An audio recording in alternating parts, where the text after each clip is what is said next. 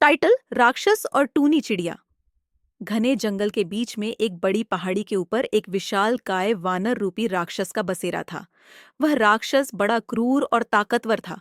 उसकी भयंकर दहाड़ से पूरे जंगल के जानवर कांपते थे। राक्षस की एक ही इच्छा थी, जंगल के सभी जीव उसके अधीन हों। लेकिन एक जीव था जो राक्षस के खौफ से नहीं डरता था: टूनी चिड़िया। टूनी चिड़िया दिखने में बहुत छोटी थी, परंतु उसकी आवाज बहुत मीठी और मनमोहक थी। हर सुबह वह पहाड़ी के करीब बैठकर गुनगुनाती और उसकी मधुर आवाज पूरे जंगल में गूंजती।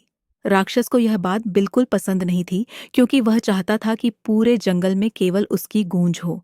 एक दिन राक्षस ने ठान लिया कि वह टूनी चिड़िया को पकड़कर उसकी मधुर आवाज हमेशा के लिए बंद कर देगा। उसने एक चालाक योजना बनाई। राक्षस ने अपने बड़े भयानक पंजों से एक जाल बुनकर पहाड़ी के पास फैला दिया, जहां टूनी चिड़िया अक्सर गुनगुनाने आती थी। अगली सुबह टूनी चिड़िया आई और अपनी मीठी धुन छेड़ने लगी। उसकी प्यारी आवाज जैसे ही गूंजने लगी, राक्षस ने झपट कर उसे अपने जाल में फंसा लिया। टूनी चिड़िया अब राक्षस के पंजों में थी।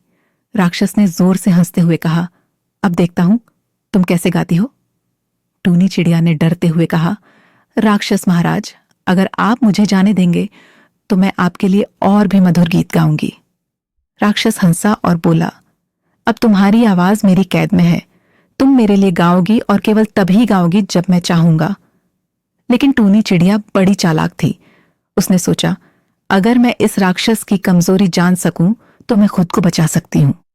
उसने राक्षस से कहा, महाराज, मैं आपके लिए सबसे मधुर गीत गाना चाहती हूं, लेकिन मुझे थोड़ी आजादी चाहिए ताकि मेरी आवाज पूरे जंगल में गूंज सके। राक्षस ने उसकी बात पर ध्यान दिया और थोड़ी ढील दी, परंतु जाल को पूरी तरह से नहीं खोला। टूनी ने फिर से अपनी मीठी धुन गाना शुरू किया और उसकी आवाज पहले से भी अधिक सुंदर और प्रभावशाली थी। उसकी धुन ने पूरे जंगल को मंत्रमुग्ध कर दिया, यहां तक कि राक्षस भी उसकी आवाज में खो गया। जैसे ही राक्षस संगीत में खोया, टूनी ने चतुराई से जाल के कमजोर हिस्से को देखा और अपनी छोटी चोंच से उसे काटना शुरू कर दिया। राक्षस उसकी ओर ध्यान नहीं दे रहा था, क्योंकि वह उसकी धुन में पूरी तरह डूब चुका था। अचानक टूनी चिड़िया ने जाल काटा और तेजी से उड़ान भर ली।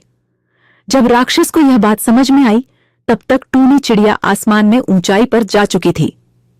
राक्षस गुस्से में दहाड़ा, लेकिन अब कुछ नहीं कर सकता था।